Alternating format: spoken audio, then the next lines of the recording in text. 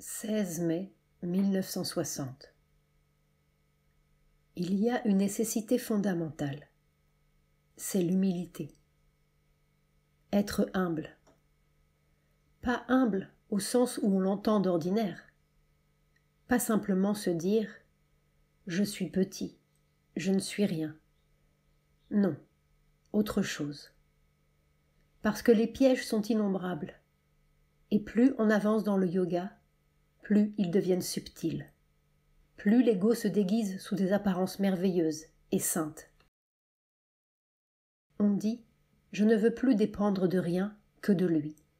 Je veux fermer les yeux et reposer en lui seul. » Et ce lui, bien confortable, qui est exactement comme on le veut, c'est l'ego, ou c'est un formidable asura, un titan, selon la capacité de chacun. Et ils sont là partout sur la terre, c'est leur domaine. Alors, la première chose à faire, c'est de mettre l'ego dans sa poche. Pas pour le garder, mais pour le semer le plus tôt possible. Et chaque fois que quelque chose au-dedans insiste, moi, je sens comme cela, et je pense comme cela, et je vois comme cela. C'est ma manière d'être, c'est ma façon de comprendre, c'est ma relation avec le divin, etc. On peut être sûr que le Dieu qu'on s'est fait est un Dieu de l'ego. Et on dit « je veux fermer les yeux pour ne voir que lui.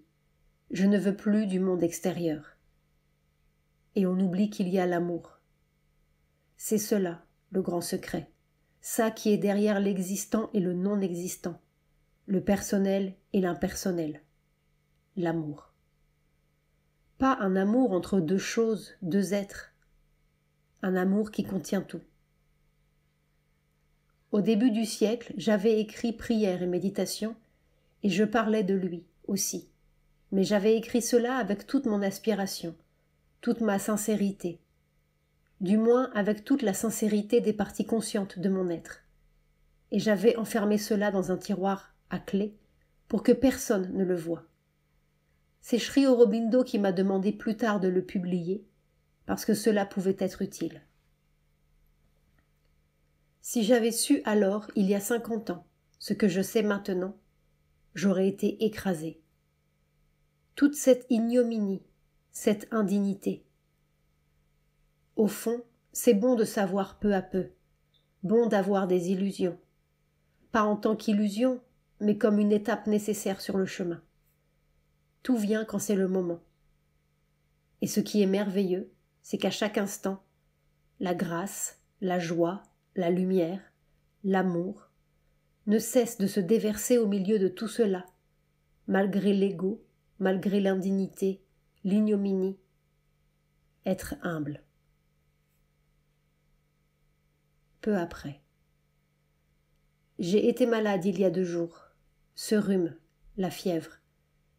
Je sais pourquoi. Un point à transformer.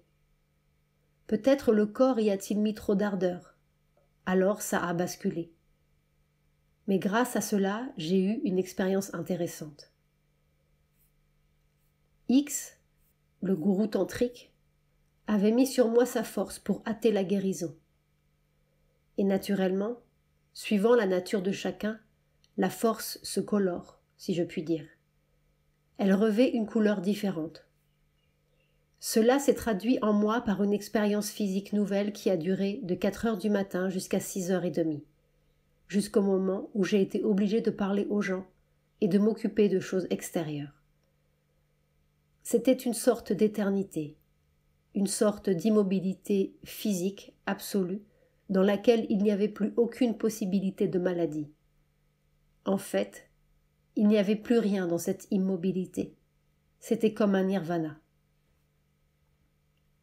Mais cela ne m'empêchait pas de faire tous les gestes habituels pour ma toilette. J'ai passé toute ma journée d'hier à comprendre cette expérience. Et je me suis aperçue que dans cette sorte d'éternité physique, qui a duré 2h30, c'est long pour une expérience, il y avait quelque chose qui manquait, quelque chose qui n'était pas là, la joie de la conscience. Parce que toute ma vie, je me suis habituée à être consciente de tout, toujours, à chaque seconde. Et la joie de la conscience n'était pas là. Alors j'ai remercié la grâce qui m'a fait voir. Cette sorte de nirvana, c'était tout simplement du tamas physique, c'est-à-dire de l'inertie. Plus tard, Mère allait s'apercevoir que ce n'était pas du tamas, mais autre chose. Silence. X a le pouvoir de rendre très matérielles les choses. C'est cela son grand pouvoir. Et c'est pourquoi les choses se dérangent quand il vient ici. Tout d'un coup, celui qui progressait se trouve aux prises avec des difficultés, et l'argent qui devait venir cesse de venir. On tombe malade, les choses se détraquent. C'est justement parce qu'il a le pouvoir de donner une matérialité aux choses d'en haut. Car n'est-ce pas, on peut aller tout en haut de sa conscience et de là-haut balayer les difficultés. Il y a un moment de la sadhana où vraiment les difficultés n'existent plus. Il suffit d'attraper la vibration indésirable et c'est fini, on la pulvérise. Et tout là-haut, on est très bien, mais en dessous, c'est le grouillement. Quand X vient, c'est justement tout ce grouillement qui devient sensible. Il faut que la maîtrise soit une vraie maîtrise, une maîtrise très humble, très austère, qui part de tout en bas et qui pas à pas établit le contrôle. En fait, c'est une bataille contre des petites choses, toutes petites, des habitudes d'être, des façons de penser, de sentir, de réagir. Quand cette maîtrise tout en bas s'alliera à la conscience tout en haut, alors on pourra vraiment commencer à faire du travail. Pas seulement du travail sur soi, mais du travail pour tous. 21 mai 1960. Ce qu'on appelle pureté, la vraie pureté, ce n'est pas toutes ces choses que la morale enseigne. C'est le non-égo. Il faut qu'il n'y ait plus que lui. Lui, non seulement parce qu'on lui a tout donné et qu'on s'est totalement consacré, cela ne suffit pas. Mais lui, parce qu'il a pris totalement possession de l'instrument humain. Et quelquefois, on a l'impression que l'on ne viendra jamais à bout de la difficulté. Il y a tout ce monde énorme des forces adverses qui nous assiègent. Quand on voit cela, des océans de force qui se brassent et se mélangent et s'engloutissent dans de gigantesques pralayas, apocalypse, fin d'un monde, et qui se reforment et se remélangent. On se dit qu'il faudrait être le divin pour venir à bout de la difficulté. Mais justement, et ce sont les forces adverses elles-mêmes qui vous aident à voir. C'est leur rôle. Il faut être le divin. C'est cela la solution. C'est la vraie pureté divine. Quand X est ici, on a l'impression que les choses reculent au lieu d'avancer. Et quand il est parti, tout d'un coup, on fait un bond en avant.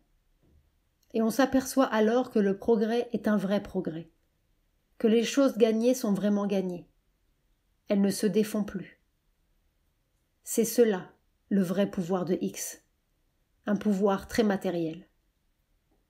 Parce que, dans la conscience là-haut, on a souvent l'impression que des choses pourraient être, pourraient se réaliser. Et la vision est là, le pouvoir est là, je l'ai, le pouvoir invisible sur la terre. Mais quand on descend au niveau matériel, tout reste incertain. Tandis qu'avec X, une fois que les choses descendent, elles ne bougent plus. C'est sans doute pourquoi le Suprême l'a mis sur mon chemin. J'avais une difficulté, par exemple, qu'il m'a aidé à résoudre. Depuis toujours, j'étais littéralement harcelée, constamment, nuit et jour, par toutes les pensées des gens, par toutes sortes d'appels, de questions, de formations qui viennent à moi et auxquelles il fallait bien répondre, parce que je me suis habituée à être consciente de tout, toujours.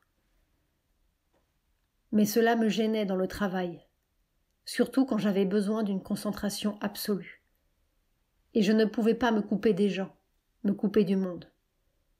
Il fallait bien répondre aux appels, aux questions, envoyer la force qu'il faut, la lumière qu'il faut, le pouvoir de guérison. Purifier constamment toutes ces formations, ces pensées, ces volontés, ces mouvements faux qui tombent sur moi. Ce qu'il fallait, c'était opérer un déplacement, une sorte de transfert vers le haut. Que je soulève toutes ces choses qui viennent à moi et que chacun, chaque chose, chaque circonstance, reçoive directement, automatiquement pour ainsi dire, la force d'en haut, la lumière, la réponse d'en haut, et que je sois seulement un intermédiaire et un canal de la lumière et de la force. Eh bien, j'ai beaucoup essayé, et je n'arrivais pas à trouver vraiment. Parfois, il me semblait que j'arrivais presque, qu'il suffirait d'un rien, comme si c'était un truc à attraper. Et au fond, c'est cela le pouvoir, un truc à attraper. Tout d'un coup, on saisit le moyen, la vibration qu'il faut. C'est ce qu'ils appellent siddhi dans l'Inde. Eh bien, tout à coup, après son départ, c'est venu. C'était au moment où je faisais mon japa, quand je marche de long en large dans ma chambre. Comme si je tenais tout cela dans mes 2 bras, si concrètement, et que je le soulevais vers la lumière, avec ce « Om » qui montait de tout en bas. Om. Et je portais tous ces gens, et ça s'étendait physiquement.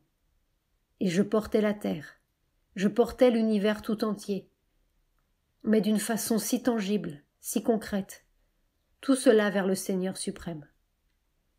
Ce n'était pas le pouvoir invisible, c'était concret, c'était tangible, c'était matériel.